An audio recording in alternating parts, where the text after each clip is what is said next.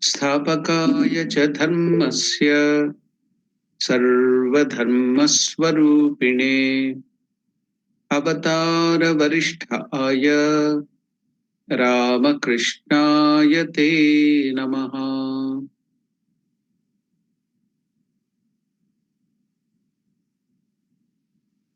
Namaskar to all of you. Welcome to the study of Ramakrishna, the Great Master, Leela Prasanga, written by Shardanandaji Maharaj. While we get into the mode of introduction, where the divine incarnation is introduced to us as a spiritual sadhaka, a spiritual aspirant. Yesterday we were going through the topic sadhana, sadhaka and sadhana. Sadhana means spiritual aspirant, sadhaka. Sadhana is spiritual practices. So through different question and answer, the author himself, Shardanandaji Maharaj, was taking us through various questions and he was answering what can be our own questions and doubts arising in our mind while we are reading this topic. And just like any other guru or a person of man of knowledge now, Shardanandaji Maharaj is explaining that. So through that question and answers, so many things are made clear, especially for us to know what is spiritual practices and who is a spiritual sadhaka. What are the traits, what are the characteristics of a spiritual aspirant? All those things were discussed. We will continue with that question and answer session by Shardanandaji Maharaj.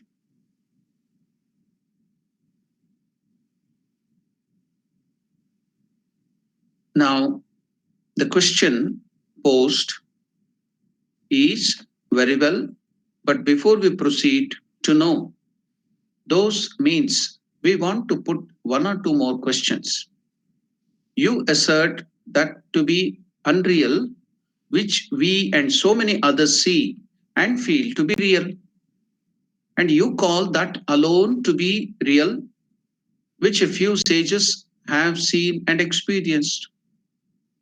May it not be that their perception was wrong?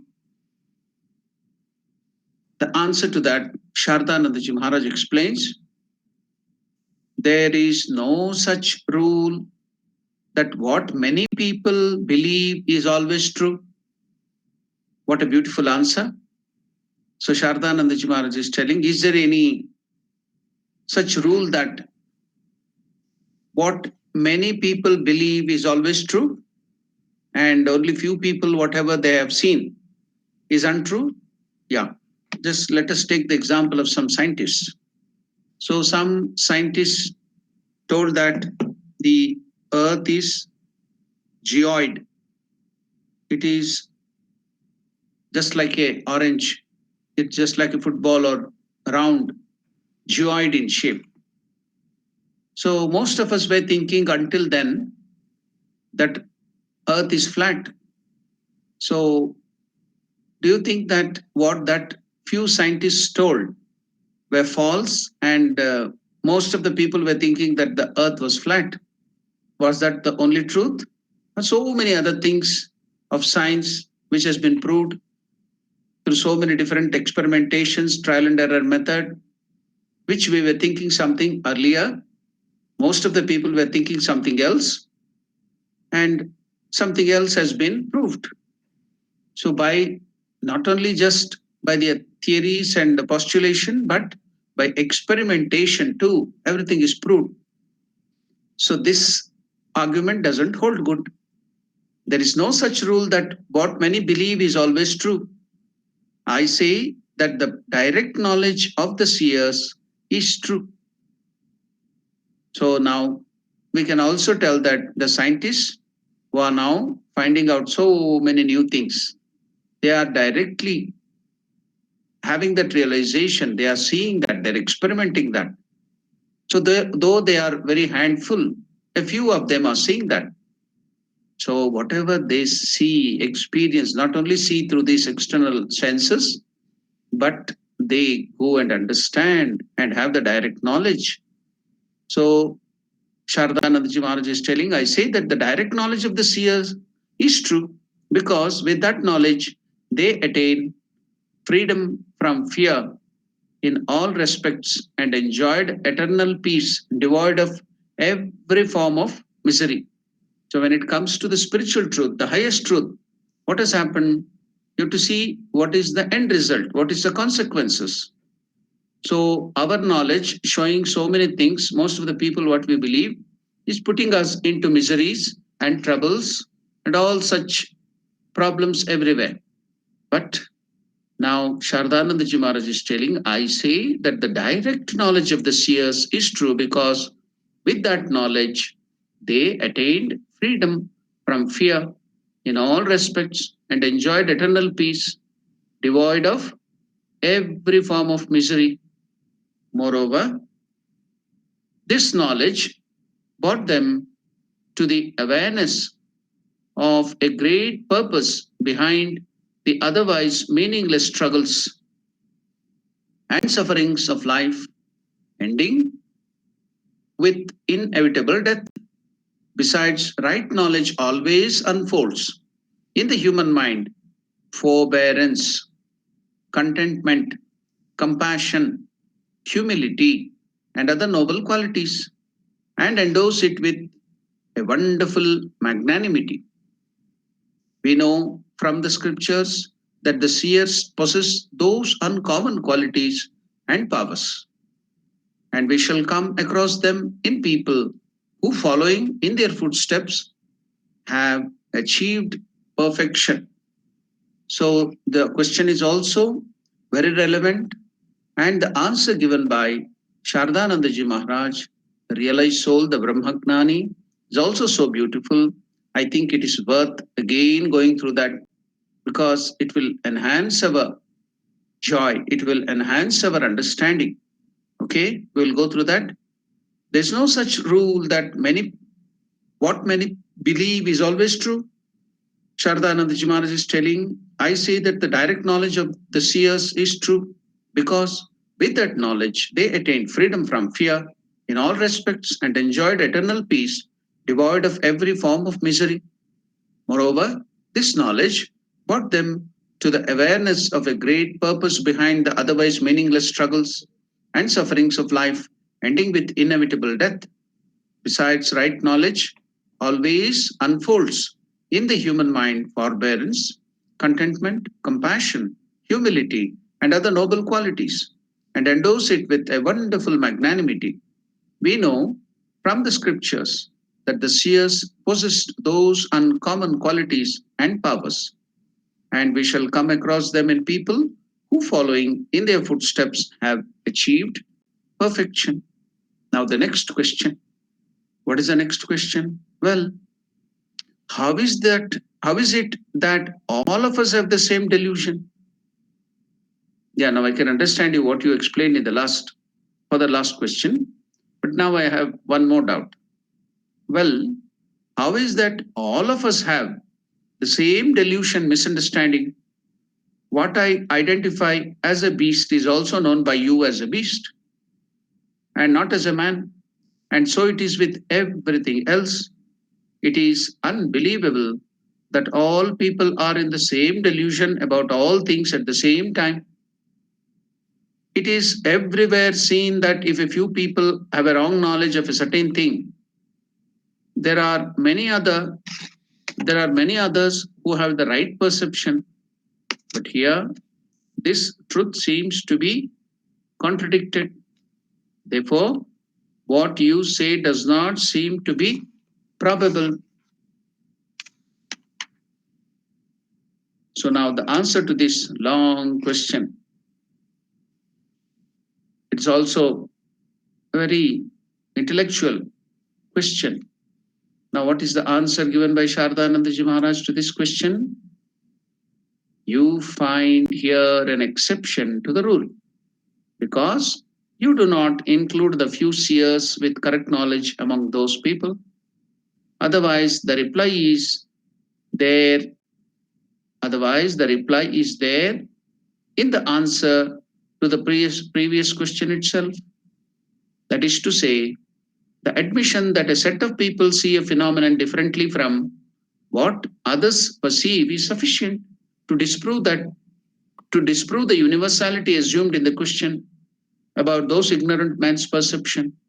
Further, in reply to a question, how all people are under the same delusion, the scriptures say, in the limitless infinite cosmic mind, the universe has arisen by way of ideation. What is meant by ideation? Creative imagination. In the limitless infinite cosmic mind, the universe has arisen by way of ideation, creative imagination. And as the individual minds of yours, of mine, and all people form parts of and are comprised in that cosmic mind. We are all a part of that cosmic mind. We are all bound. Excuse me. Hey Ramakrishna. Sorry for that. And as the individual minds of yours, of mine, and all people form parts of and are comprised in that cosmic mind in the same way. That is why we cannot, by our individual efforts, see a beast as anything else. It is for the same reason that while one of us attains right knowledge and becomes free from that delusion, all others still continue in it as before.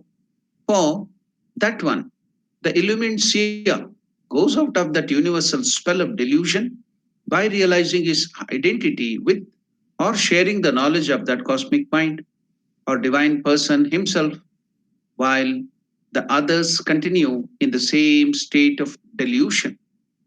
To grasp this idea, one more point about the cosmic mind of the divine person has to be understood.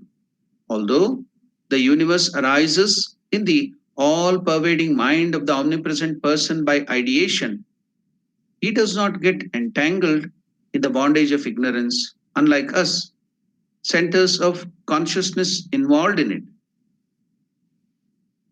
For he, the all knowing person, sees the non dual reality of Brahman interpenetrating the ideation, both within and without the universe born of ignorance. It is because we cannot do so that our case is different. And the illumined sage, unlike ourselves, is one who gets the knowledge or insight of the all knowing divine person through identification in being or consciousness with him. He therefore becomes free from the illusion of cosmic ignorance to which we are subject. The Master has further elucidated the nature of the unaffectedness of the divine person in the following saying. Wonderful example has been given by none other than Sri Ramakrishna himself. So he answers in a wonderful way. It will really convince us. What is that? A snake has poison in its mouth. It takes its food daily. Through it, still it remains unaffected by the poison. But anyone whom it bites meets with instantaneous death. Therefore, from the standpoint of the scriptures, it is seen that the universe, which is an idea in the universal mind, is, in a way, an ideation of our minds also. For our limited individual minds have an eternal, inseparable relation with the aggregate universal mind, like that between the limbs and the body. Again, it cannot be said that there was a time when the aforesaid ideation was not in existence in the universal mind and that it came into existence afterwards. For the two categories, name and form, or space and time, without which there could be no diversity or included in the idea of the universe, or in the other words, they have an eternal and inseparable coherence with the said idea. By a little calm thinking, the reader will be able to understand it and know why the Vedas and other scriptures teach that Prakriti, the nature or Maya, the ultimate material of creation, is beginningless and beyond time. If the universe is an idea of the mind, and if the idea is not within what we understand by time, it comes to this, that simultaneously with the idea of time, idea of universe to exist in the cosmic mind, the support of that idea, as our limited individual minds have been experiencing that idea, there is a universe for an infinitely long time. We have a firm belief in the real existence of the universe and have been debarred from the immediate knowledge of the reality of the non dual Brahman for a long time. We do not recognize that the universe is a mere idea and are unable to detect our error. For, as has been already stated, it is only by a comparison with real things and states that we can detect external and internal errors. So it's a quite long explanation, and also it is very complex, and we have to again and again, I better ask you to go through that again and again, because I know most of you, 99%, have got confused, and it will be maybe early morning now, you will be getting going back to mode of sleep, hearing all these tough explanations. So go through that again. We will discuss again in the new class with more explanation, because if I go to explain it to you now, you will really get bored, or you will really get sleep. So let us leave it here. Go through that, read that again, and I will slowly explain to you in the next class. So let us go to the proper life now.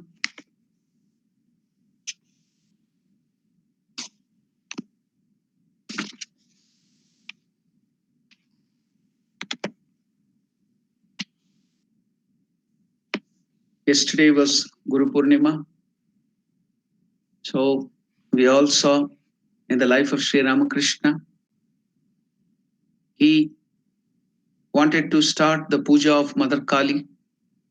For that, he was to be initiated by a proficient sadhaka, efficient sadhaka. So a proficient sadhaka of Shakti named Kenaram Bhattacharya used then to live at Bhaitakkana Bazaar in Calcutta. He used to frequent the temple of Rani Rasmani at Dakshineshwar, and it seems he was acquainted with Mathur and all other members of the Rani's family. We were told by Hriday that those who knew him paid him great respect as a devout sadhaka. He had been acquainted with the master's brother Ramkumar for some time past. The master resolved to be initiated by him.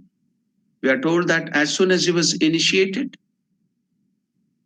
by that sadhaka, Kenaram Bhattacharya, we are told that master entered into ecstasy, samadhi, bhava samadhi.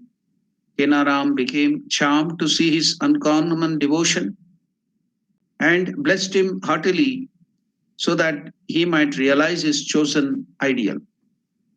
Ramkumar himself generally performed the service of Radha Govinda at that time and allowed the master to worship the Mother Kali, either because of his physical inability at times or because he wanted to get the master accustomed to the conduct of the worship. So now slowly, gradually, Ramkumar is training. He himself taking up Radha Govinda's worship and allowing Gadadhar now to get used to the difficult mode of worship of Mother Kali.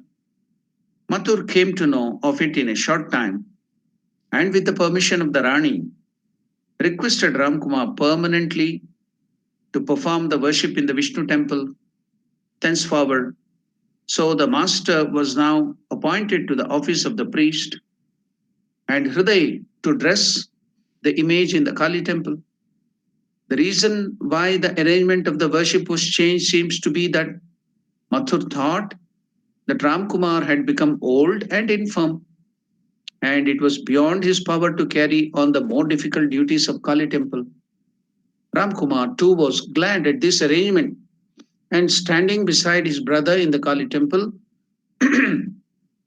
taught him how to perform the worship and service of the mother properly. He thus became free from anxiety. Shortly afterwards, he spoke to Mathur and had Hriday appointed to worship Radha Govinda. He was now preparing to go home on leave for some time. But Ramkumar was never to go home again.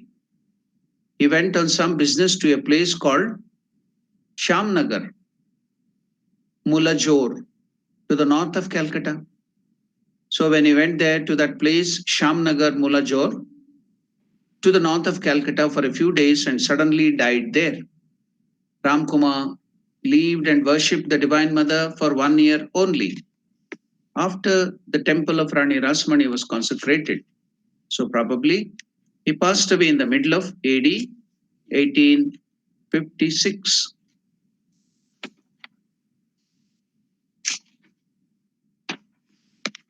Now the next we are going to the next chapter, the soul's anguish and the first vision.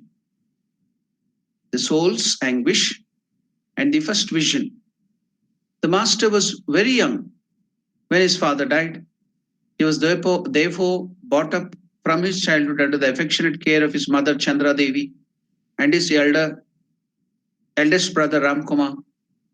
Ramkumar was about 31 years old to him. Ramkumar was 31 years elder to him. Therefore, the master revered his eldest brother almost like a father. It is certain that the master was very much grieved at the sudden death of his brother, who in turn was as affectionate to him as a father. The renunciation of the world on the part of Lord Buddha, an incarnation of God at the sight of illness, old age, and death is well known. We all know that astrologers had predicted in the life of Buddha when he was born that he would become a great emperor, a great king, or he would become the king of renunciates. So the father of Buddha was very much afraid that to see that his son will not go out and see the miseries and difficulties of life so that he will remain as a king. He didn't want that his son should become a mendicant or go out as a monk. So he gave him all the pleasures. He gave him everything that is good. He didn't allow even in a small way to look at the difficulties of the world. But one fine day, when Buddha was grown up, he was married, he had a beautiful wife, he had a child. Now his charioteer was asked by Buddha to be taken around the town. He wanted to see the town, experience the town. So he sat on the chariot and was going. He had never seen the outer place or the city in that way. So on the way, he saw these three things: an old man tottering, and with lot of difficulty, he was walking with the help of a stick. That made Buddha a little disturbed. What is this? When he asked his very favorite charioteer, what is this? Why is this man tottering like that? And again, he saw at the sight of illness, and also he was disturbed because of that. The other scene was old age, no, sorry, death. A dead person was being carried.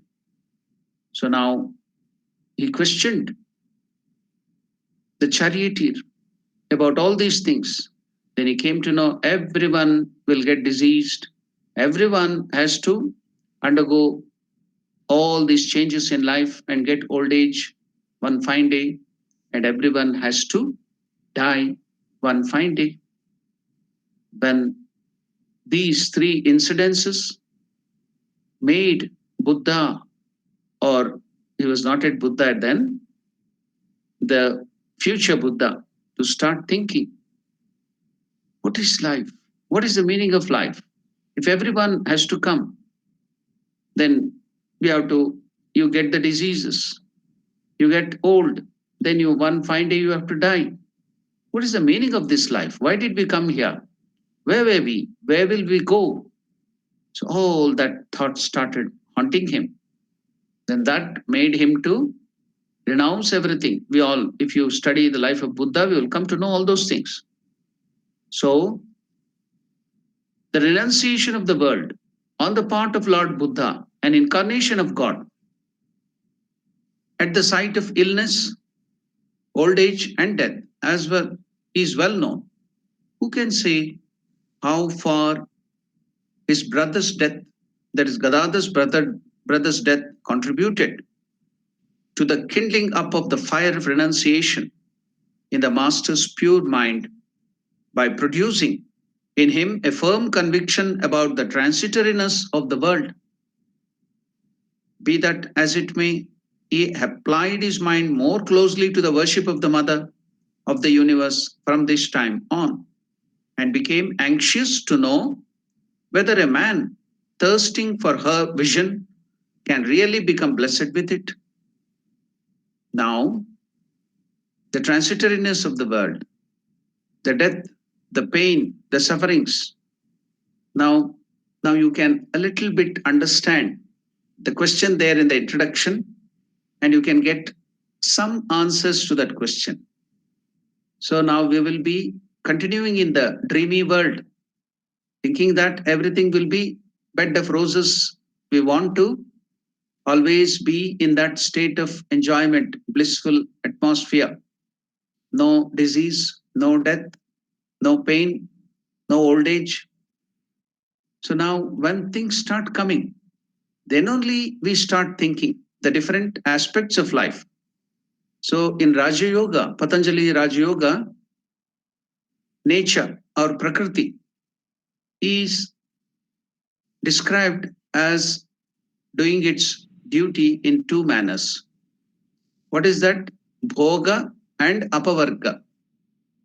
She will give you all the enjoyments of his life, and you will be allowed to enjoy. And also, one more duty of her is after the Bhoga, Bhoga means enjoyment of this life, Apavarga. So, Apavarga means so many things in the nature, so many tough things which come as difficulties and miseries will make us to awaken to the reality.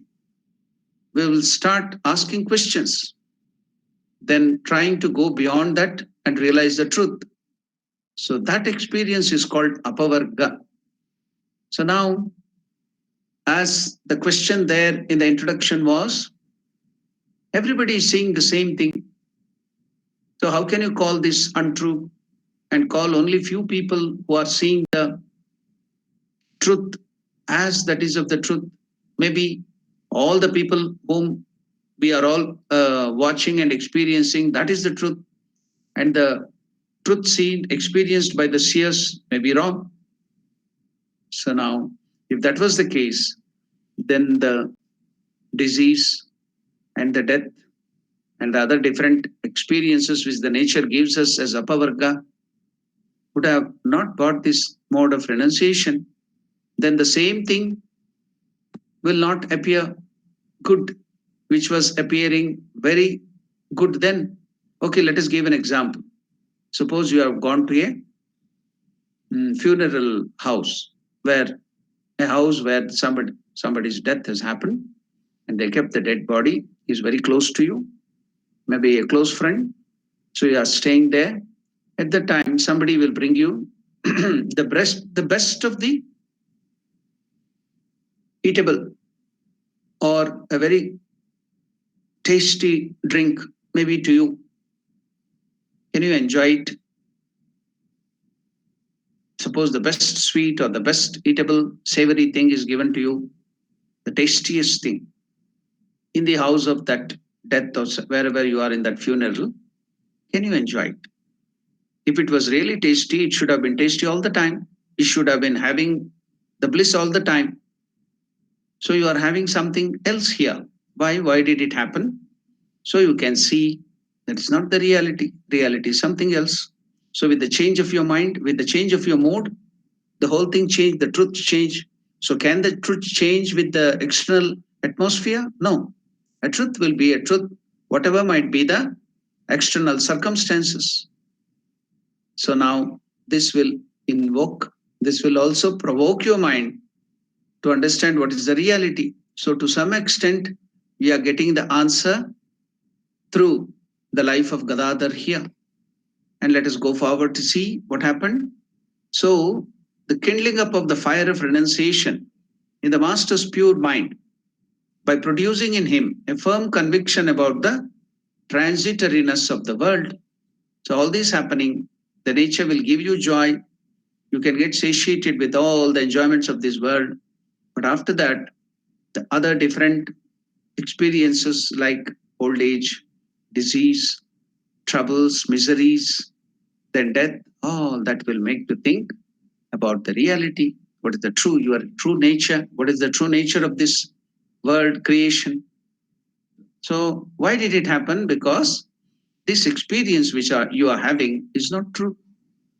That's why all the experience, universal experience, so many people, millions of people, billions of people are having some experience may not be the reason why it should be true. So all are having the delusion. So when you get these experiences, you will try to wriggle out. You will try to come out of this delusion and know the reality to get eternal peace, eternal security, and eternal happiness. So let us see what is going to happen in the life of Master. So the pure mind of Master, it produced in him the firm conviction about the transitoriness of this world. Be that as it may, he applied his mind more closely to the worship of the Mother of the universe from this time on and became anxious to know whether a man thirsting for her vision can really become blessed with it. Now the Christian started coming to his mind. Will a man thirsting for the realization or the vision of the Divine Mother, will he get it? Be that it Be that as it may, he applied his mind more closely to the worship of the Mother of the universe from this time on and became anxious to know whether a man thirsting for her vision can really become blessed with it.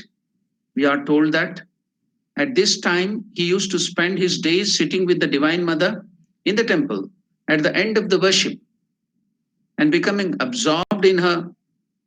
He became overwhelmed with and lost himself in the love for the mother while he was singing for her. The songs composed by devotees like Ramaprasad and Kamala Kanta. He was extremely reluctant to waste a single moment in vain talk now. He didn't want to waste any time. He wanted to put the whole focus, the whole concentration to find out the reality, to realize the truth behind that Divine Mother. And when the doors of the temples were closed at midday or at night, he left all company, entered the jungle round the Panchavati, and spent his time in contemplation on the Mother of the universe. These actions of the Master were not agreeable to Hriday. But what could he do? It was not unknown to him that from his childhood the Master accomplished whatever he set his heart upon, and that nobody could prevent him from doing so. It was therefore of no avail to protest to him or hinder him. But Hriday could not help hinting to him his anxiety when he saw that mood growing with alarming rapidity every day. Hriday became very anxious on noticing that instead of sleeping at night, Gadadhar left his bed and went somewhere. For if he spent sleepless nights, You would not be able to stand the hard labor involving in the divine service in the temple. Besides, the master did not take now as much food as he once used to take. It was probable that under the circumstances, his health might break down if he did not sleep at night and take food properly. So Hriday resolved to inquire about it and set things right as far as it lay in his power. He tried to correct these things so that Gadadhar's health will not fail.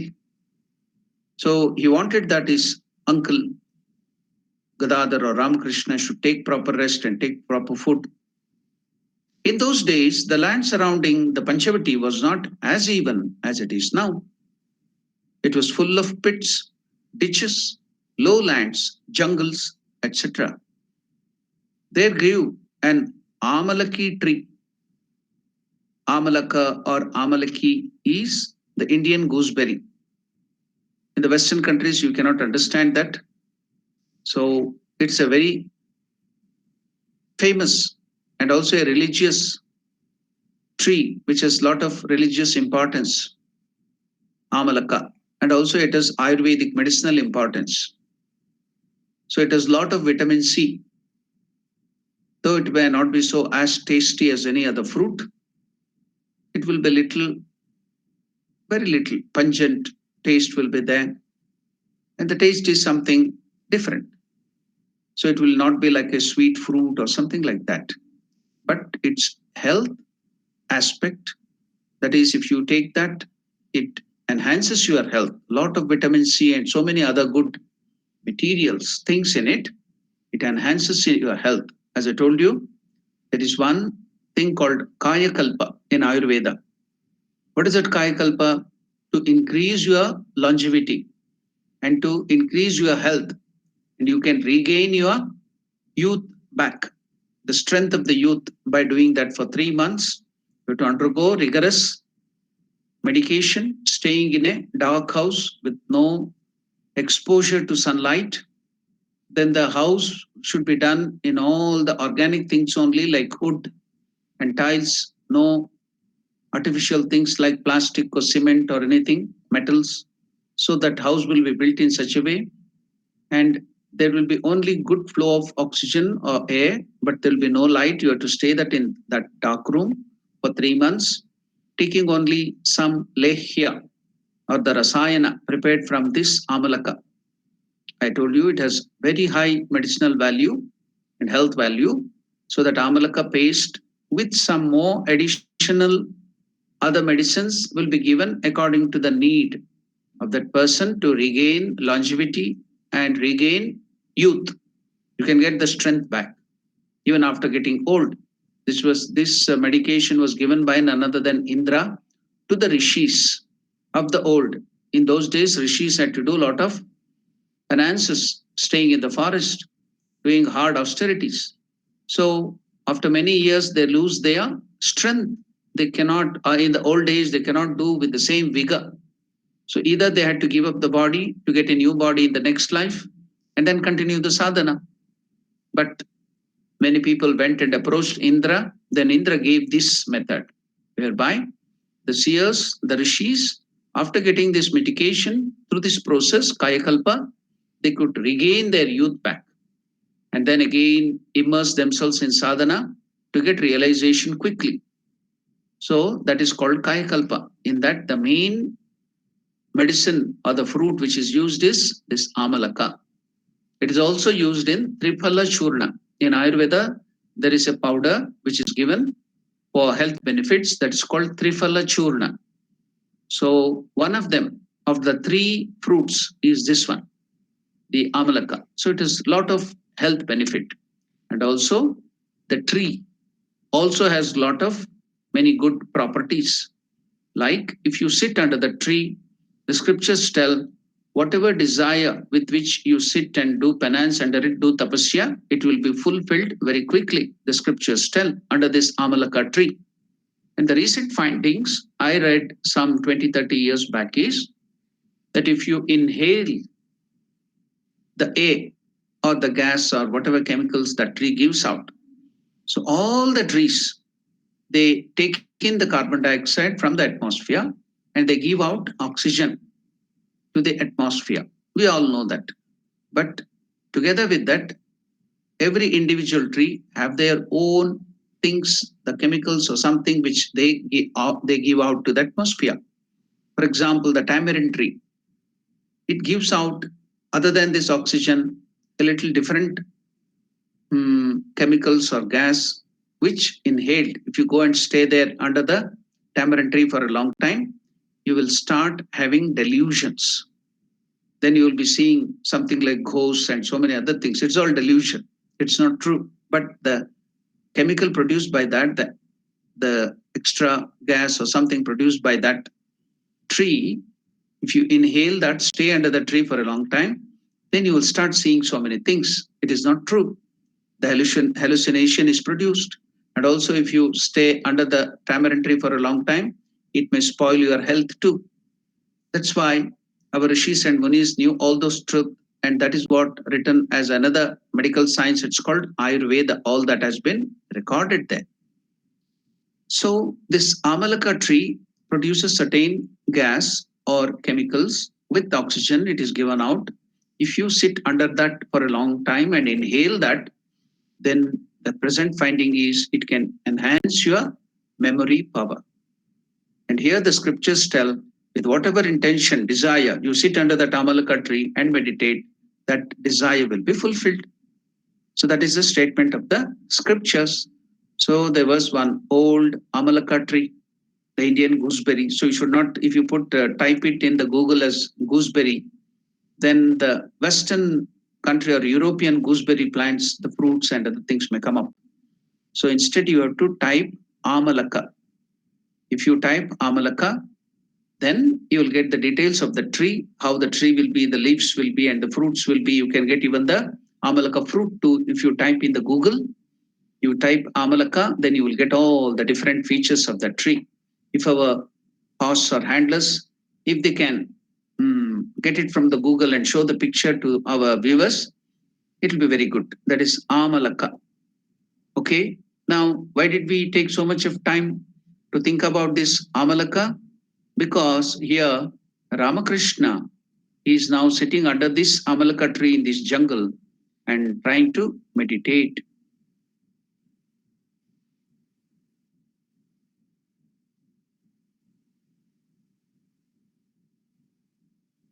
There grew an Amalaka tree among the wild trees and plants.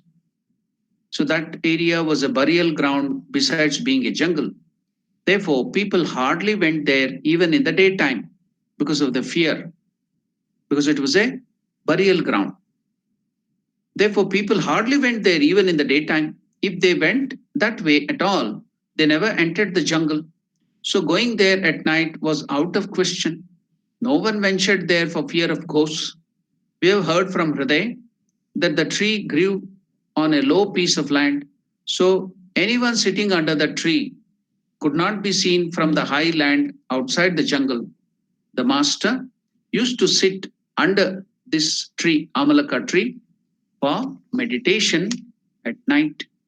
So that's why I explained about this Amalaka tree. Why did Ramakrishna sit under that Amalaka tree? What is the speciality? So, where was that in Dakshineshwar and everything is being explained? Ramakrishna used to sit under this Amalaka tree for meditation. One night, when the master started for that place, Hriday followed him without his knowledge and saw him enter the jungle.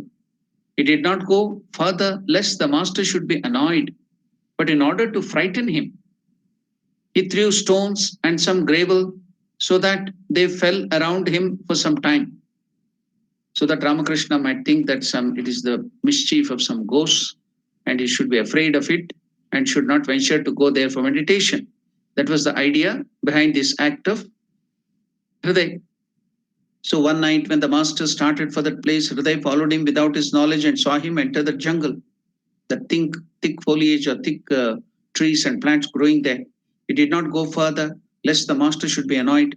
But in order to frighten him, he threw stones and some gravel so that they fell around him for some time. Seeing that this does not bring the master back, he could not do anything but return to his room. He asked the master during his leisure the next day, "What do you do, Mama, uncle? What do you do when you enter the jungle at night?" "There is," replied the master, "an amalaki tree there. I sit under it and practice meditation. The scriptures say," see, now you can get what Ramakrishna is telling. The scriptures say that anyone who meditates under the Amalaki tree with whatever desire in his mind gets it fulfilled. So now you can see why Ramakrishna chose the Amalaki tree to sit in meditation under the tree. So again, I will repeat what Ramakrishna tells. "There is," replied the master, "an Amalaki tree there. I sit under it and practice meditation. The scriptures say that anyone who meditates under the Amalaki tree with whatever desire in mind gets it fulfilled." As soon as the master sat for meditation under that tree, after that event, there happened from time to time various kinds of disturbances like stone throwing for a few days. So various kinds of disturbances started happening when he used to sit for meditation under the Amalaki tree.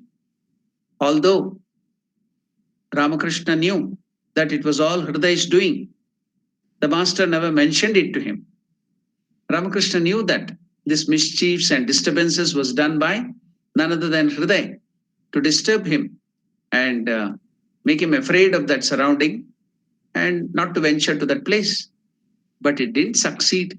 Why? Because Ramakrishna knew that all that stone throwing and the sound and the falling of the gravel, that was all Hriday is doing. The master never mentioned it to him. But Hriday could not feel at ease when he found that he was not able to dissuade him by that means. One day he entered the jungle with silent steps shortly after the master had gone to the tree, and saw from a distance that he had put off his cloth and sacred thread. You know, when they are invested in that sacred thread ceremony, Yagnopavita or Upavita Dharana. So the Brahmanas or the people who have been given to study the Vedas and do the Homa Havan Puja, so they are made to wear that sacred thread, the Yagnopavita. So now Ramakrishna not only used to take away all the cloths and sit bare bodied in meditation, used to also remove this Yagnopavita, that sacred thread, and used to sit in meditation. So now he saw his uncle meditating. He had put off his cloth and the sacred thread and was sitting at ease in meditation. When he saw this, he thought, has uncle gone mad? It is only mad people that would behave like this. If he wants to meditate, let him do it. By all means, who tells that you should not meditate? Let them meditate. But why does he throw off the only cloth he has on and also remove the sacred thread? Really, my uncle has gone mad. Ramakrishna has gone mad. Thinking so, he immediately approached him and said, "What is this?" When Ramakrishna was meditating like that under the Amalaka tree, now he went there and approached Ramakrishna and told, he immediately approached him and said, "What is this, uncle? Mama, what has happened to you? How is it that you have put off the sacred thread and cloth and are sitting stark naked?" When thus shouted it a few times, the master was roused to his normal consciousness from the state of inward absorption and heard Hriday put those questions to him. He said in reply, "What do you know, Hriday? Thus freed from all ties, thus freed from all ties, What is this ties? Ashtapasha. We are now bound to this world by these pasha, the bondages. What are the ashtapashas? I will try to tell you in the next class.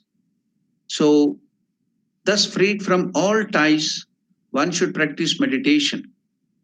From his birth, man labors under the 8 bondages of hatred, fear, shame, aversion, egoism, vanity, pride of noble descent, and obsession with formal good conduct.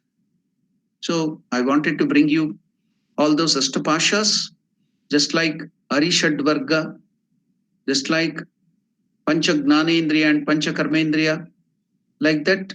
We have all these things. Ashta means 8, Pashas means bondages in our life, which binds us to this world, binds us to this delusion. So that has to be given up if you have to meditate and find out the reality. So Ramakrishna is mentioning, what is that? When Hriday told, what is this, Mama? Have you become mad? Why are you doing like this? Sitting to meditation. You can sit for meditation, but why should you be stark naked and remove the sacred thread too? So to which Ramakrishna replied, what do you know, Hriday? Thus freed from all ties, one should practice meditation. From his birth, man labors under the 8 bondages of, what are the 8 bondages now? Ramakrishna himself is mentioning here. What are the 8 bondages or Ashtapasha? Hatred, fear, shame,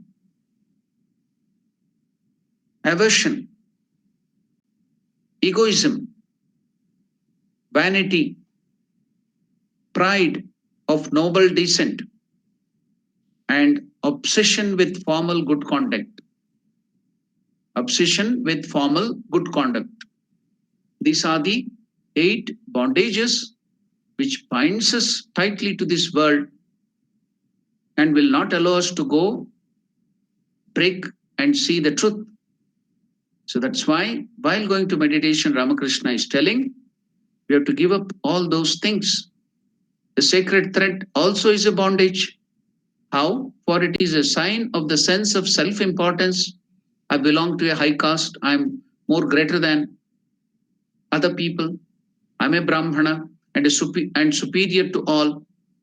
When one calls on the mother, when somebody wants to realize God, when one calls on the divine, that is mother, one should discard these bondages and call on her with a concentrated mind.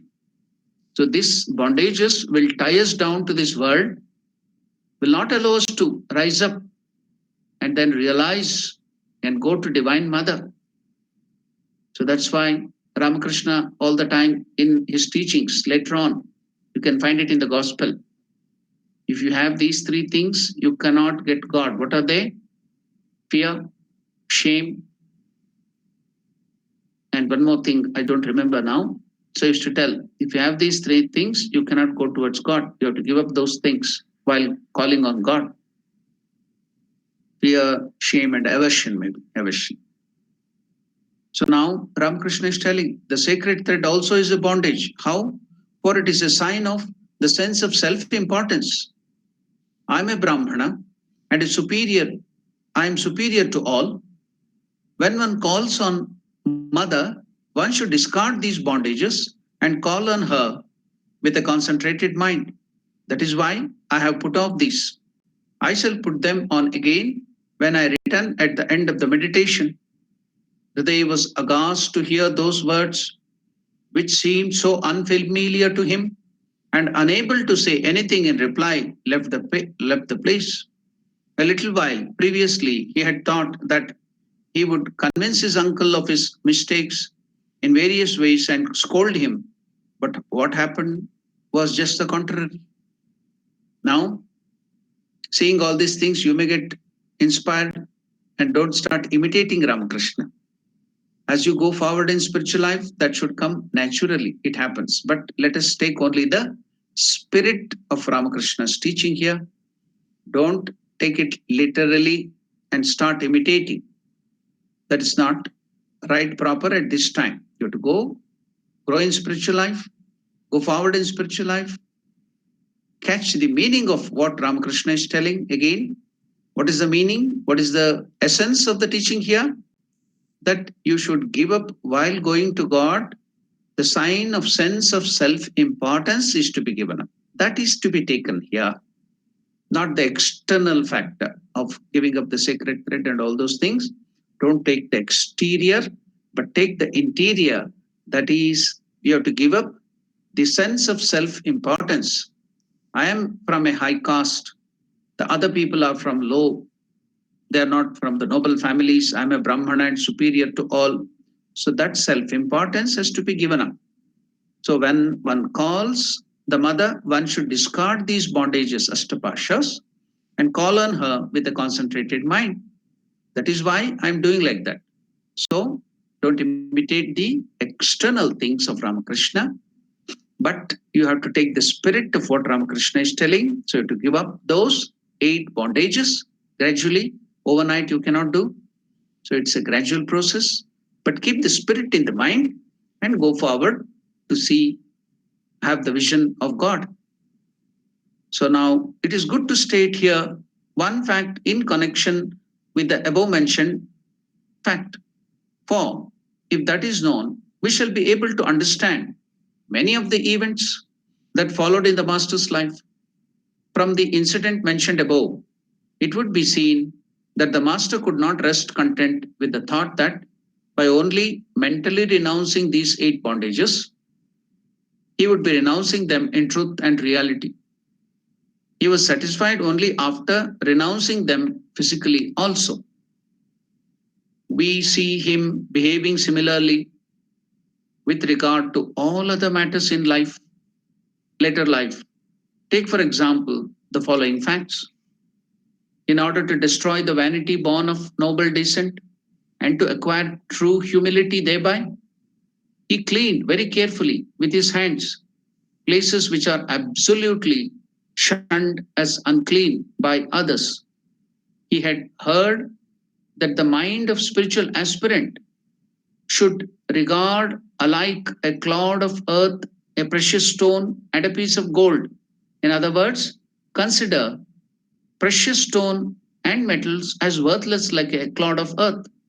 Unless the mind could do this, it would not be possible for it to free itself from the desire for bodily pleasures or to turn or its flow completely Godwards and practice yoga. The master therefore took in his hand a few coins, gold coins, and clod of earth, and threw them into Ganga, repeating over and over again, rupee, earth, earth, rupee. What is that Bengali letters he used here? Taka, mati, mati, taka. So here the gold coin or the currency is called taka in Bengali. In Hindi it is rupee, rupaya. In Sanskrit also it is rupyaka. But in Bengali it is called as taka. So gold coin is taka. So gold and mud. So how has the gold come? How do they extract? I think in Johannesburg we are sitting on the gold mine. Everywhere there is gold mine. So it is extracted from the mud, the clod of mud. So we extract it and make the glittering metal. So for a philosopher, for example, now you give a clod of earth which contains gold and gold nugget to a child. Will it know what is the value of that gold or value of that mud? For that child, both are the same because it is we human beings, because of our greed, because of our desire, we have given a place higher to that clod of earth, made it into, turned it into, refined it into gold, and then we give it a value for our transactions, business, and earn money and luxuries of life. So it is the desire which is creating the baby, as well as the man of realization, will not have anything from that gold. What is the value to him? It doesn't be more than because he doesn't have any desire. So he doesn't value even gold than that mere clod of earth. So thinking that, having that idea in the mind, Ramakrishna took that gold and mud together. So now he has to give that suggestion to his mind. His mind is so strong and pure that whatever suggestion he used to give, it used to take it literally and seriously. And once given the suggestion, then the mind would not aspire for that. So now he's giving the suggestion, standing in front of Mother Ganga, taking gold coins and mud together. He's telling there's no difference between this gold and mud. So taka, mati, gold, mud, mud and gold, they are the same. Again and again, he's telling his mind. Once he gave up that idea of gold and its value and threw both gold and mud into Ganga, then the mind took it so seriously that in future you can see when Narendra that he couldn't touch any metal. If Ramakrishna then after that would touch any metal, his hand and the whole body would turn back as if he had an electric shock or bitten by a scorpion or something like that with pain. He used to writhe with pain.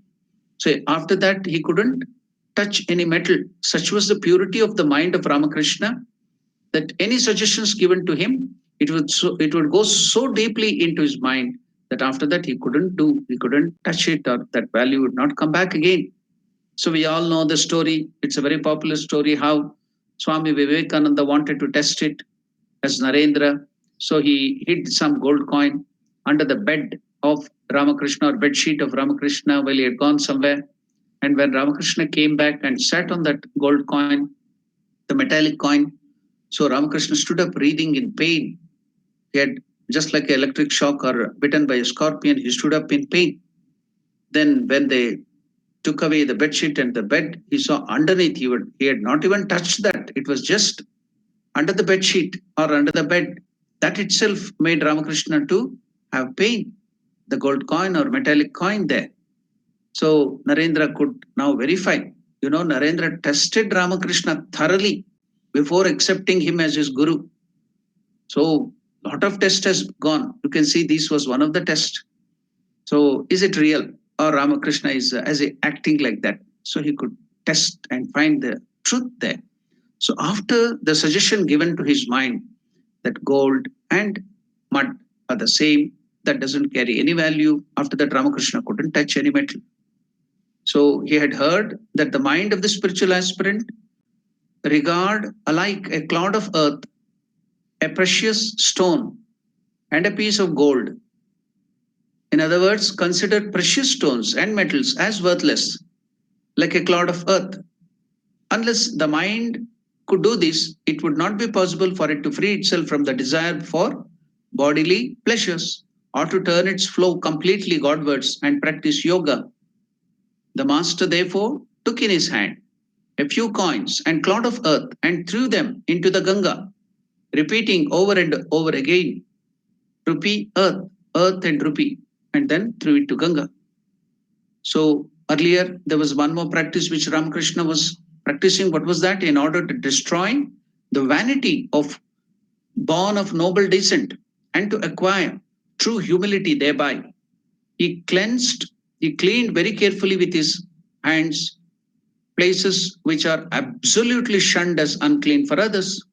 Now you might be getting the answer for the question in the beginning.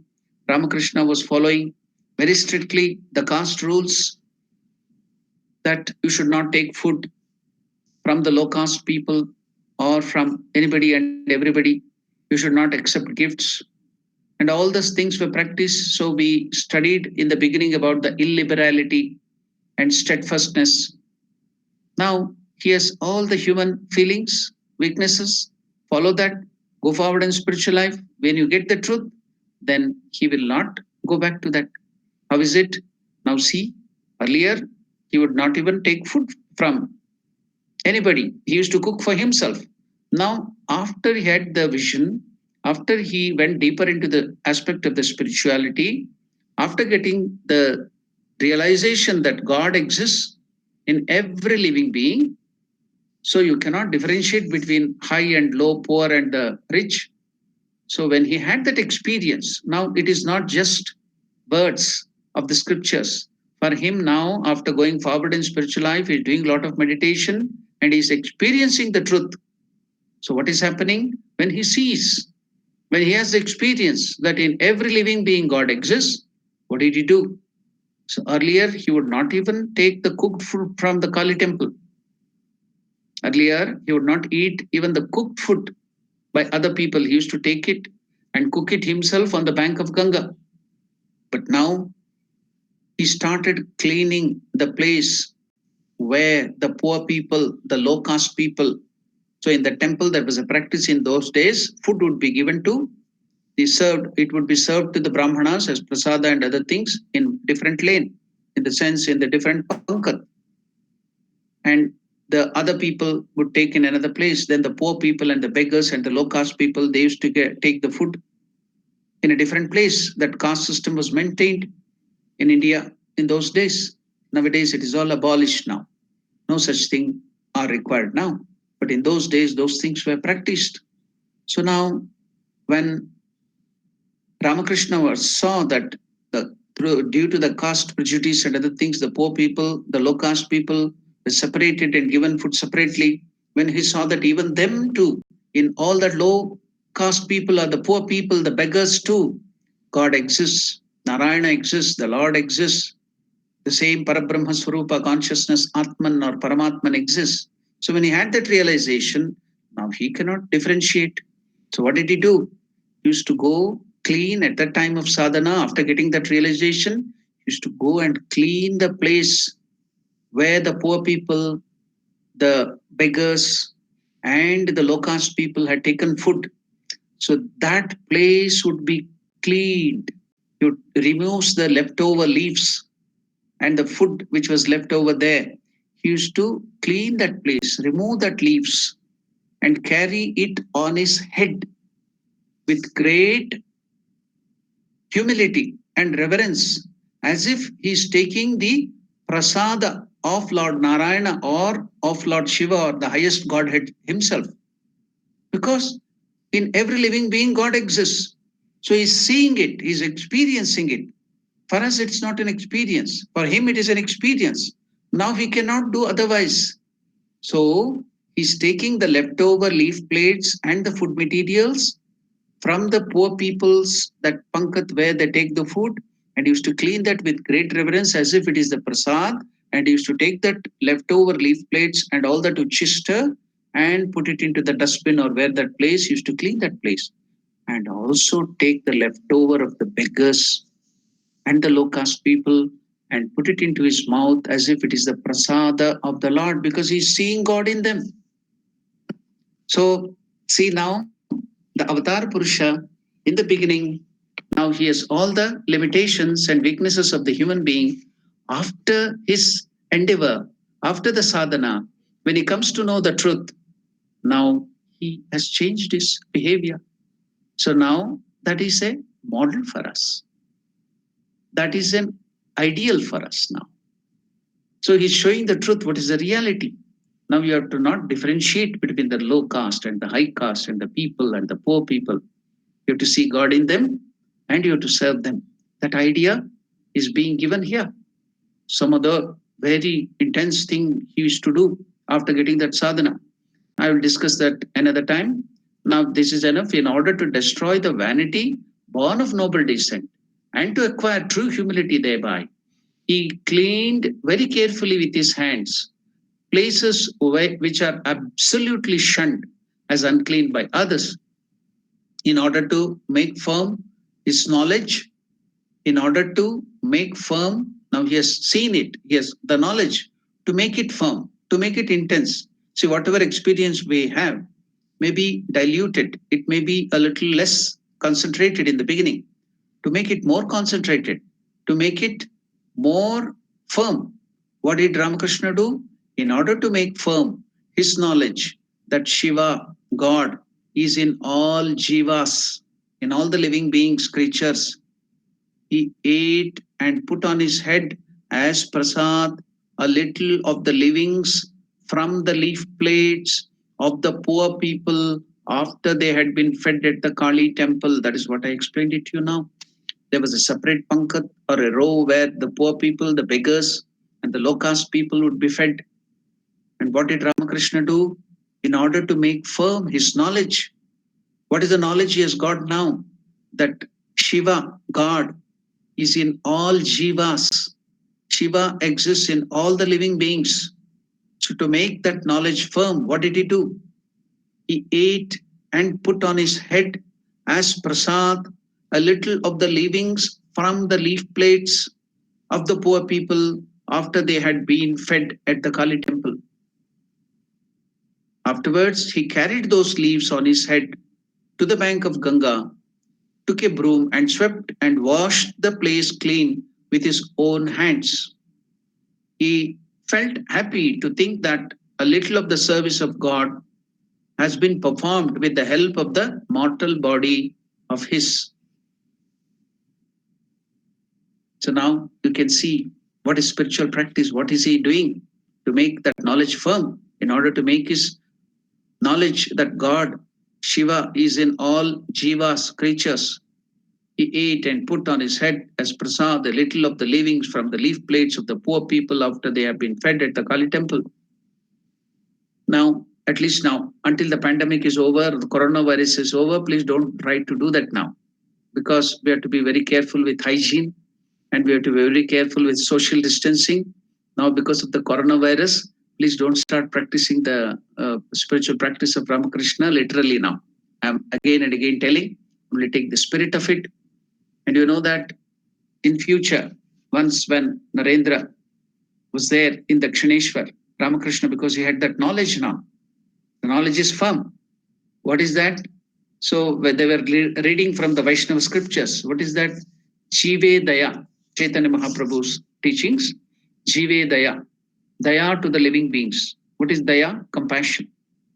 And in the you have to serve the Lord, service to the Lord. So, and we have to pay great reverence to the Vaishnavas, the saints, the devotees of Vishnu. So that was the teaching. When Ramakrishna heard this teaching, Jive Daya. So telling that Jive Daya, Ramakrishna went into Samadhi. Went into deep Samadhi, the highest state of concentration, Bhav Samadhi. And while coming down, he started uttering, what? Jive Daya. You want to show compassion to the living beings. Who are you to show compassion to the living beings? Then what is that to be done? Jive Daya Noi. It's not compassion to the living beings. So it is seva, Daya Noi seva. It is not sympathy, but empathy. It should be empathy. It is not say Jive Daya, it is not Daya, it should be seva. What kind of seva you have to do? Service, the karma yoga you have to do. Ramakrishna in that higher state is uttering. Now, when the samadhi, it is directly coming from Lord Narayana or Vishnu or the person who is within him. It may be Shiva or it may be Durga, the person who is staying in Ramakrishna, that avatar, the great soul. So it would come directly from him, the truths. So he's telling Jive Dayanoi, it is not compassion to the living beings, but service, seva. What kind of seva? Shiva Gnane Jiva Seva. Seeing Lord Shiva in all the living beings, you have to serve the living beings. What we do? Yes, we show compassion. Oh, that poor boy is so much suffering, and we shed tears and go away. We don't do anything to ameliorate, to remove the suffering of that child, or the orphan, or the widow, or some poor people, diseased people. We just show compassion and also shed some tears. Oh, shame, it should not happen like that. And we show some compassion, tell some word, and run away from there. But not that. It's not compassion. It's not sympathy. It should be empathy. What kind of empathy? What service? Seva, service. What kind of seva? You have to serve the living being, seeing Jiva, Shiva in Jiva, seeing the Lord, highest Lord, Godhead in the Jiva. You have to serve them. That was the message given by Ramakrishna in that Samadhi. And hearing that, Narendra, so many people, other direct disciples were also there. It was only Narendra who could catch the truth. He told, today, Ramakrishna is given the highest Vedantic truth, which is practical, which can be put into practice. The highest practical Vedantic truth has been given by Sri Ramakrishna. So Vedantic truths are there. None of us are thinking about to practice it in our day-to-day life. In Western country, philosophy is different, religion is different. But in Indian or Hinduism, philosophy and religion are one and the same. You have to bring it into practice. The high Vedantic teaching has to be brought into practice. Now, Ramakrishna has given the highest Vedantic truth made into practical thing. That's what Narendra could understand. He told this highest Vedantic truth, practical truth. If I get an opportunity in future, I will spread this truth, take this truth to every house doorstep, all over the world, and spread it. And he did it. Highest Vedantic truth that can be seen in the seed form here, that can be seen here. That truth which Ramakrishna gave in intense form, it can be seen here in the seed form. What is that? In order to make firm his knowledge, which he is now getting due to sadhana, due to his spiritual practices, he is saying so many truths. What is one of them? In order to make firm, intense, concentrated his knowledge that Shiva, God, is in all jivas, in the creatures, in the living beings. So he is practicing all these things. Many other similar events may be mentioned here. It is seen in all these cases that he did not rest satisfied with mere mental renunciation of the obstacles on the path to the realization of God, but discarded them at first sight in their gross formal forms also. So, very peculiarly, very surprisingly, we are getting the answer to the question raised by that person to Shardanandaji Maharaj in the introduction. Why is it that all people are seeing the same truth, experiences, but only few people are seeing something else? And how can we believe that is true? So now Ramakrishna, through his experiences, is showing reality is something else. Not all the 1,000 people or the millions of people, what they see is the truth. Simply because all the million or billion people, majority of the people are seeing something that cannot be the truth. But the truth is something else. So by doing what can you get that? All these things, see how we are getting connected. I don't know, it is all coincidence. So nicely. So Ramakrishna, by his sadhana, is showing us, yeah, what is reality? You can go. And we are moving from lower truth to higher truth. We are not moving from falsehood to truth, but we are moving from lower truth to higher truth. So little by little by little. That's why, in order to make firm his knowledge, whatever knowledge he has got is not complete. He's got the knowledge, yes, in all the living beings, God exists, Shiva exists. But to make it more intense, he started serving. He started doing the service. That's why Karma Yoga service is very, very essential. That's what Ramakrishna used to call Vijnana Avastha. That was the new thing which Ramakrishna introduced to this world. In the Advaitic or in Vedanta, it went only up to the Gnana. What is that Gnana? That God exists everywhere. God is in all the living beings in this world. Everywhere God is. That's all. There ends the matter. Having that, you just give up your body or you merge in the Lord. There ends the matter. But Ramakrishna went a step ahead and he brought in new science that's called Vijnana Avastha. Above that Gnana. What is that? After having that knowledge, seeing God everywhere, come down to this earth, seeing God in everything, start serving, behaving in that way. That is Vijnana Avastha. She brought a new thing to us. So now, see, we are getting all the answer for the questions there. Many other similar events may be mentioned here. It is seen in all these cases that he did not rest satisfied with mere mental renunciation of the obstacles on the path to the realization of God, but discarded them at first in their gross forms also. In other words, he kept his body and senses away from objects of temptation and compelled the former forcibly to act contrary to their natural inclinations. So the natural inclination of the senses is to run towards the sense objects, objects of joy and sense gratification. But now the beginning is keep away from them. After that, do not allow that to go towards that. So first you have to keep away. That is what, in other words, he kept his body and senses away from objects of temptation and compelled the former forcibly to act contrary to their natural inclination. It is seen that acting thus, his mind had all its past impression, the samskaras, over the period of our life, in this life and the earlier lives. So many 8.4 millions of lives we have taken to get this first human birth.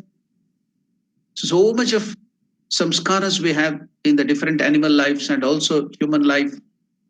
Maybe we have taken so many human births earlier. All that samskaras, the impressions are there in the mind. Nothing is lost, everything is stored. All the impressions are stored in our mind, subconscious mind. So now, how is that to be overcome? So his mind had all its past. By acting thus, his mind had all its past impression destroyed completely. They stay in the seed form. So that is being destroyed now by these sadhanas. The mind could thereafter grasp the new contrary inclination so firmly that it could never go against them. He did not admit that these new ideas had properly been grasped. He did not admit that the new ideas had properly been grasped and the contrary ones given up, till at least a little of the former had been converted into practice with his body and senses, until it is completely converted into action. That understanding, the realization which he had, should now completely be expressed in his day to day action. He would not leave just at the idea, just at the thought level, just at the intellectual level, or at the experience level. He would not keep quiet. Put it into practice immediately and make it everything his own. So that was Sri Ramakrishna at the time of sadhana. So we have to take the spirit of the sadhana of Ramakrishna. And also, again and again, I'm telling, don't literally imitate. We have to take the spirit and do sadhana. While we are going forward in spiritual life sadhana, those things will automatically and naturally come. Because of the purity of Ramakrishna's mind, he could get all these things in a very short time. But for us, because we have so much of samskaras, we have so much of vasanas and other impressions in our mind, impurity, so it will take us a long time. So we have to take the spirit of Ramakrishna sadhana, go on practicing sadhana, whatever our Gurudev has given us, and gradually get the purity. And these things, as you go forward in spiritual life, all that which Ramakrishna has experienced can be yours in a phased manner, or it will come naturally. It should come naturally. For Ramakrishna now it is natural. But for us, if you go to imitate it, it will be unnatural. It will be show off, or we may get into trouble. So please don't go to imitate, but gradually practice it and make it your own. Don't be in a hurry anywhere. There should be perseverance, perseverance. Make your mind pure and pure by sadhana and gradually move forward in spiritual life. Do not be in a hurry. No hurrying, hurry burry here in spiritual life. You have to gradually do. Yoga is a gradual evolution. We should never believe in revolution. No revolution at all. Revolution will always fail. It should be evolution. So let us take the spirit of what Ramakrishna is telling and gradually, slowly put it into practice. Don't be in a hurry. Only always meditate on what Ramakrishna has told. What are all the practices? Take the spirit and essence of it. I think now we have come to the end of the time. It's already 7 or 8 minutes to 8 o'clock. Now we will give our time for question and answer. I think the first portion was a little tough, but now we are getting the answer in the second portion. That is a real life of sadhaka, life of Ramakrishna. So some doubts there might have been cleared, but even there will be a lot of doubts. I will try to go back to that explanation again in the next class, go into the details, and then come back to the sadhaka life. So if you have any questions and doubts on the subject discussed today, you are pleased requested to clear the doubts or ask the questions.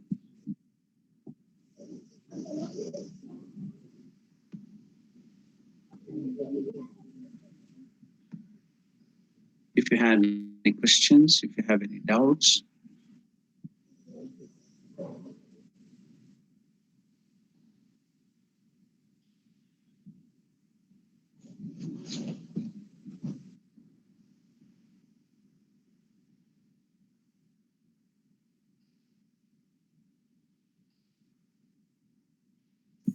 Maharaj, Aarti here from Bangalore. Yes, mother, please tell. Yeah, in the starting portion, in what you read about the waking state experience, but when we go to the deep sleep, even the sadhana, our guru, everything is forgotten, no Maharaj.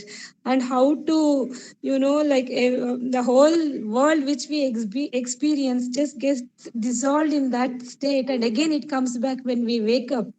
So to compromise or to understand this both, can you help me out in that, Maharaj? Yeah, that is good. That is the essence of sadhana. We have to forget everything and go deeper. So again, we come to normal consciousness. Naturally, it comes back. So do the same thing, and again by deeper practice, you will get it. There's no other shortcuts. By the what you call practice again and again, you get that it will become your own. Now it is still eluding you. Later on, by constant practice, just like Krishna tells Arjuna when Arjuna asks it how to get that, he tells Abhyasa Yogena and Vairagya. Abhyasa and Vairagya, you will get it in Bhagavad Gita. Krishna tells that by practice, constant practice, again and again doing that, and by Vairagya, giving that unnecessary, giving up the desires and unnecessary things with renunciation, Vairagya, you can attain to the truth very quickly. So renunciation is also, why does it come back? Because we have desires, because we have lot of samskaras that will drag us down. So example given by Ramakrishna in gospel is, now children in villages in those days, what they used to do is, while playing with the lizard, the house lizard, they used to catch hold of that lizard, tie a thread to its waist, then tie a stone behind. The stone would be quite heavy. Stone in the sense, small stones, just like that of a marble. So they used to tie it. So now the lizard, the house lizard, when left free, it would run up. It would go up to its house or to its place there. And when it used to try to enter in, then this stone that the thread would they had given would now end, and the stone weight of the stone would pull down. So the lizard had to fall down again. Then again it will try. It will go up. Again it will be pulled down by the weight of the stone. Again it has to fall down. So the children is to play like that. So using this example, Ramakrishna tells that our desires, our samskaras, and other things in our mind is like that stone weight. The more you try to go in sadhana, move forward, it will pull you down. The weight of that desires, the weight of that sense enjoyments, the past impressions, the memory will pull you down. So Vairagya is also told by Krishna to give up, gradually give up those things, give up desires by giving your mind discrimination, Viveka. There, see now the help of Gnana Yoga, the help of Vedanta comes here to give up all those things, to think that they are unreal, and give up the desires gradually. Overnight, you can't do it. So, renunciation, Vairagya also will be a help. So, otherwise, by doing sadhana, your mind goes up. Then again, when that thread is over, just like that lizard, it will pull you back. So, Vairagya is also very, very important, giving up desires, giving up other things. So here Ramakrishna also practiced that. That can be taken as an example, both by abhyasa and vairagya, giving up the desires gradually, then you can go forward. It will help you. So cut off all those bondages of desires and other things. Overnight it can't be done. Gradually it has to be done. Thank you. Yes, mother. Any other questions? Maharaj, Yes, Madhu, please tell. So, Maharaj, as per the discussion today, you said that Thakur used to realize first, then put that into practice. In our case, I think we are trying to practice to realize something. Is that not the Definitely. case? See, the experiences of the great souls. Why are we studying Ramakrishna's life? Why are we reading the scriptures? They are all their experiences and they've got the truth. See, for example, now a father is there. He has two children. The father starts getting into the mode of drinking alcohol. One child will tell, oh, my father is taking alcohol, I will also start it. Another child will tell, no, I should not become like that. I see that the family, there is so much of problem because he's taking alcohol and other things. So I should not practice this habit. So I need not undergo all the problems, learning all those bad things. By the experience of others, I can learn, isn't it?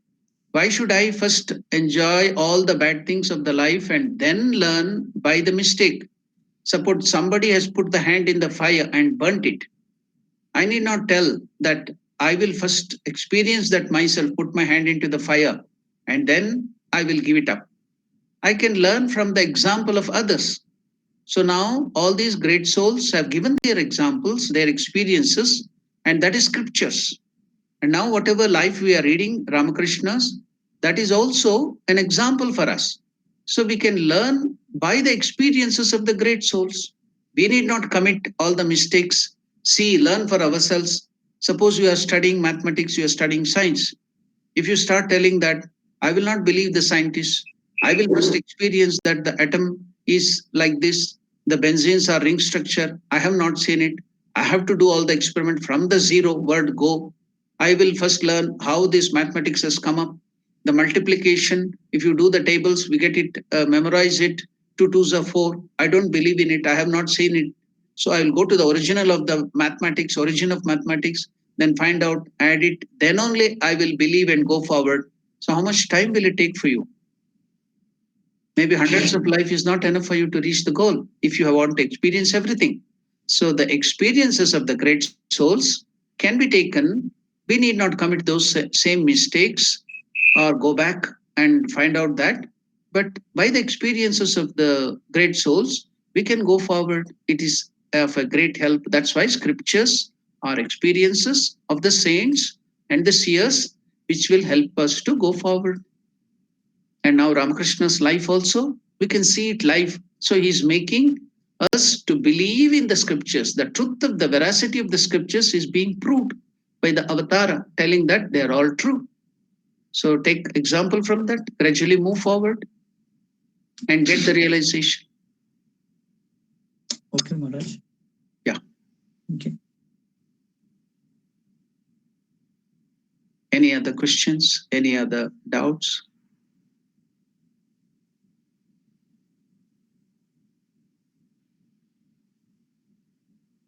So I think yesterday you have taken the benefit, maximum benefit of Guru Purnima. So there was a satsang session also. A lot of people have viewed that. A lot of good messages were given by revered Gautamanandaji Maharaj and Sharda Prabhanandaji Maharaj, and other bhajans were there. So you can go through that again if you want.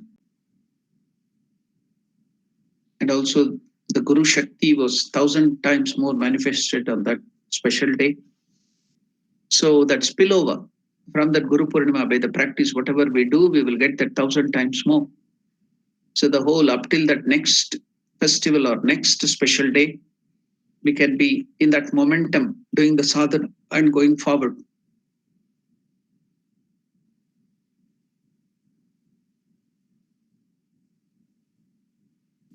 Maharaj?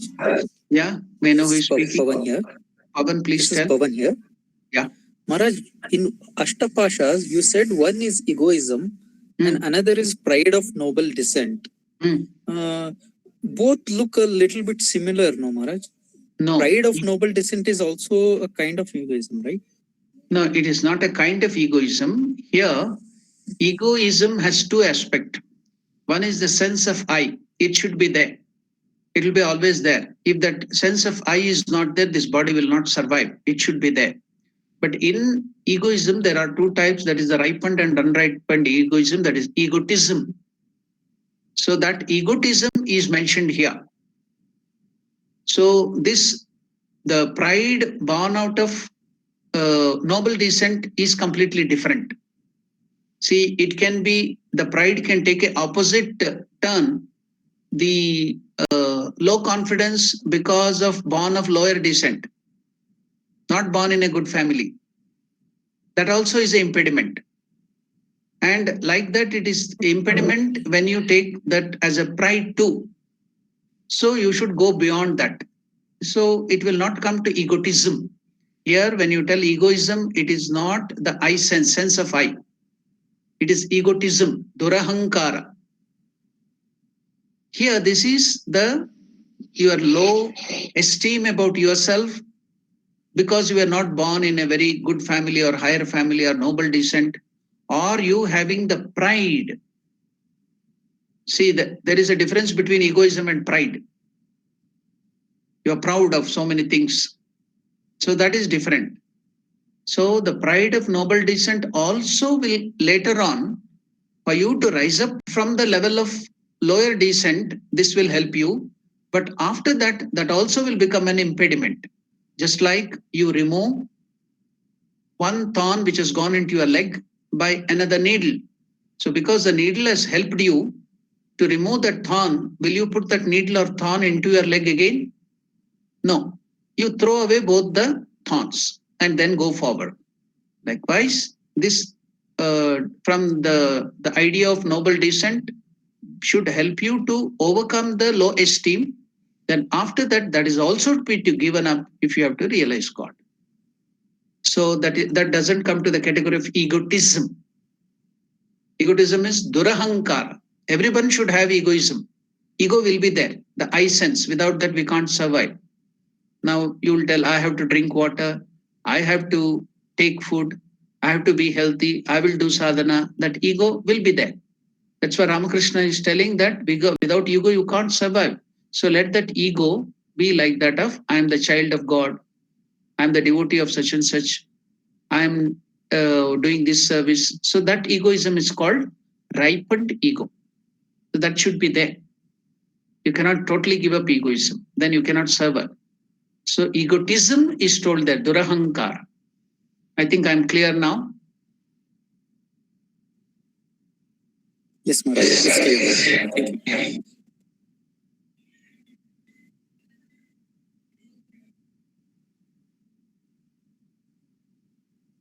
So shall I end my session here with the prayer? No more questions? Okay. I will chant the closing prayer. Om Priyatam Pundari Kakshah Sarvayagneshwaro Harihi Tasmin Tushte Jagat Tushtam Predite Preditam Jagat Harihi Om Tatsat Sri Ramakrishna Arpanamastu. So I just wanted to tell all of you that this session or this great master, so much of interest was taken and by one person, and that person also wanted, I was just conducting this great master session only for few people from India, 2 or 3 people. This gentleman came to know about it and he too came to that session and he thought that wider people should get it because it is so nice. And or rather he forced me to start this new session of great master so that it has become beneficial to everybody, all of you. And he is the one who is hosting this. Now, whatever we're seeing, that Google thing, he's the one who is the host and handling all those things, giving the pictures, putting on the video. He gets up early in the morning at 6 o'clock, not gets up early in the morning. He has to get up early in the morning at 5 or 4:30 and get ready everything at 6 o'clock. He has to make ready, he has to handle, he has to do open that thing, make everybody enter into it. And the songs is being played and until the end, even though he's the auditor of such a big company, the whole of Africa, all the countries, one of the bank is the auditor. So he will do all this job for us and then he goes to the work. He has a lot of work to do, he's the auditor. So that is Naresh Ramavatar. He's handling all these things. Today is his birthday because he has taken so much of pain to help us and get all these things. But because I'm also benefited of thinking and studying and again reliving the life of Sri Ramakrishna. So today is his birthday, Naresh Ramavatar, who has helped us to get all these things. So I wish him a very, very happy birthday, and I pray that the Lord will give him more strength, and also the Lord will give him more health and longevity, everything whatever he desires, so that he can do more and more service like this. Thank you and wish you happy birthday, Naresh Ramavatar. Namaste, Swamiji. Yes, mother. Convey our best wishes on our behalf also for having done the successful job, Swamiji. Thank Yes, you very mother. much. Already it is heard. Thank you. Pranam Maharaj. Pranam Maharaj, thank you so much for allowing me the opportunity to serve Bhagwan Shri Ram Krishna. Jai Shri Ram Krishna Maharaj. Jai Shri Ram Krishna. Yeah. Namaste, Maharaj. Yes, Munesh ji, please tell.